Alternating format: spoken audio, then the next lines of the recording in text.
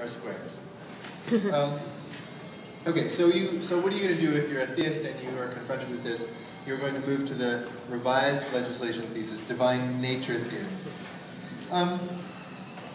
And the basic idea is that it's not that God woke up on the right side of the bed one day and said that torture is wrong and the chair is morally neutral. It's that God couldn't have woken up on any other side of the bed because that's God's nature, is to say that the chair is neutral and the torture is bad. It flows from God's nature in some way. And I think it's probably clear to this crowd that just pushes the argument back a step.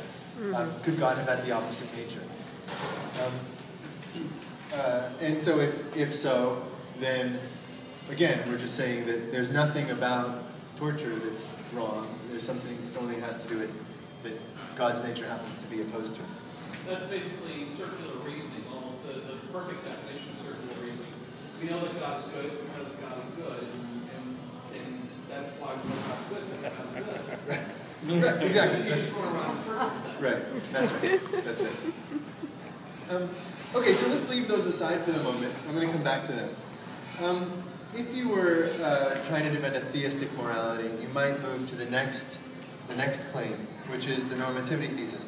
Without God, there can be no normativity. And we'll come back to this a few different times. So the idea is that we experience the universe as being morally loaded. There is oughtness, as we might say, in the universe. You just oughtn't to commit murder. You just oughtn't to torture people, right? And you just ought to help people if they need your help and they're not involved in torture or murder. So if God doesn't exist to make those oughts, to validate those oughts, then just anything is permitted. Right? You do whatever you want. There can be no morality. And we'll come back to this, but the initial response to this is that it's an impossibility claim, and it just asserts the impossibility of a particular kind of argument, an argument that it shows the nature of normativity without appeal to God. And sorry. I was just saying, is the normativity? Is that a reference to the oughtness? That's right. Yes. Okay. I'm sorry. Yes. So normativity. I'm sorry. Yeah, from the word norm, ought, right, having to do with things that we ought to do. So we ought to refrain from torture. So if you were walking down the street and you looked into an alley and you saw a bunch of nihilists burning a cat, you would say, you oughtn't to be doing that, right? And they would say, well, find me the oughtness in the I oughtn't to be doing that. Where? I mean, you see fire, you hear screams, you smell burning fur. And I'm sorry to be so vivid. You smell burning fur, but do you see any oughtness anywhere? Right? And it's a hard question, I admit. It's a very hard question. Philosophers could have spent careers on this question, and they disagree about it. But the claim that if God doesn't exist, then everything is permitted is an impossibility claim. It's the claim that there is no such thing as a plausible grounding of normativity that does not appeal to God. And the response to this impossibility claim is that there are at least four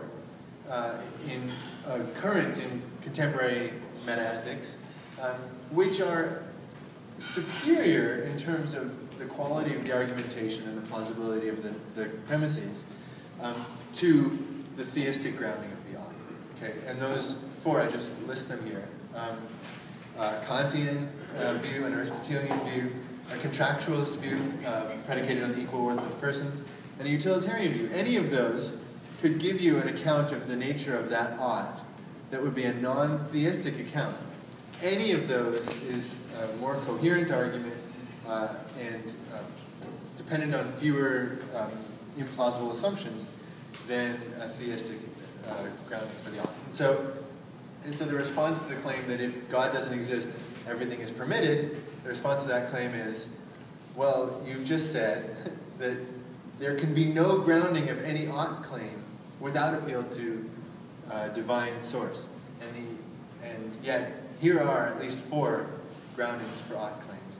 And so unless you've refuted all those others, you haven't shown that without God all is permitted. And to the contrary, as I put back here, because the legislation thesis is false, God can't be the source of normativity. So each of those other views can be the source of normativity because they can give an account of the nature of normativity. The theistic view, because the divine legislation thesis fails, the divine command thesis fails, theism can't give a foundation for normativity. Okay, so I'm sorry to have blown through that so quickly, but I know that some people were at the debate that I was involved in, and also probably a lot of those arguments are quite familiar. And so what I wanted to add was starting with number 4, the theistic replies, and then go from there to sort of open discussion.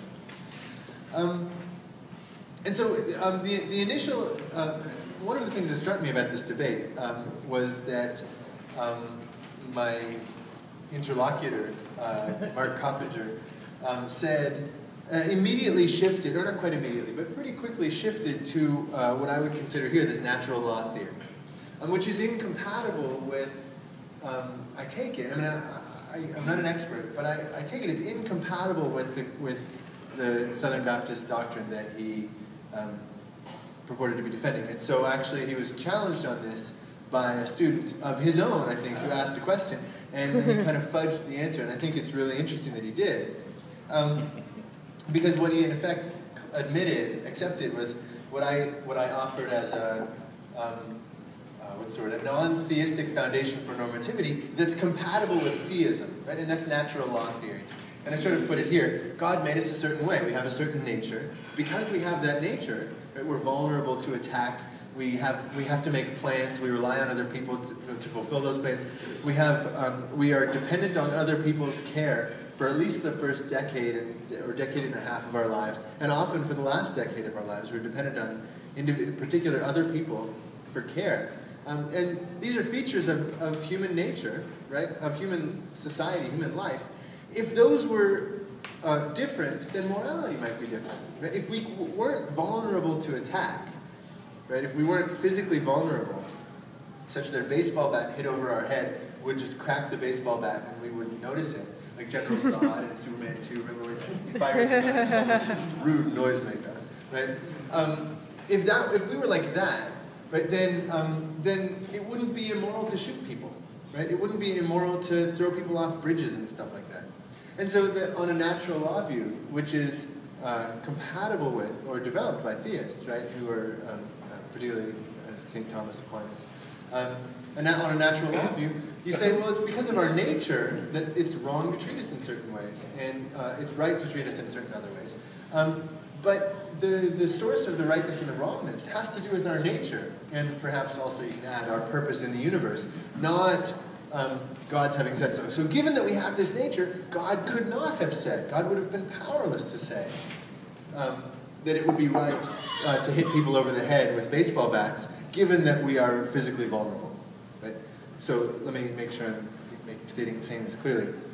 On a natural law view, given that we are physically vulnerable, it would be wrong to hit us over our heads with a baseball bat. So it was not within God's power on this view to sort of just arbitrarily say, it's okay to hit people over the head with baseball bats, right? The 11th commandment, thou shalt hit one another over the head with baseball bats, right, would not have happened because of the way that God had created us. Right? And so if you say that God created us a certain way, God created our world a certain way, and then given that we were that way, there were moral facts about the world as created, then that's totally fine, except you lose the divine command theory. And so you can no longer say that God had it within his power to create us as he did and allow us to be hit over the head with baseball bats. Right? And so when Coppinger accepted this divine command theory, he in effect accepted that given the way we're created, God isn't powerless to make morality the exact opposite. And he was asked about this by a student, and I think he really fudged his answer. And I went home thinking, wishing that I had jumped on it, but thinking, you know what? Everybody left there in a good mood. I thought you were going to say that actually Baptists believe that our nature is are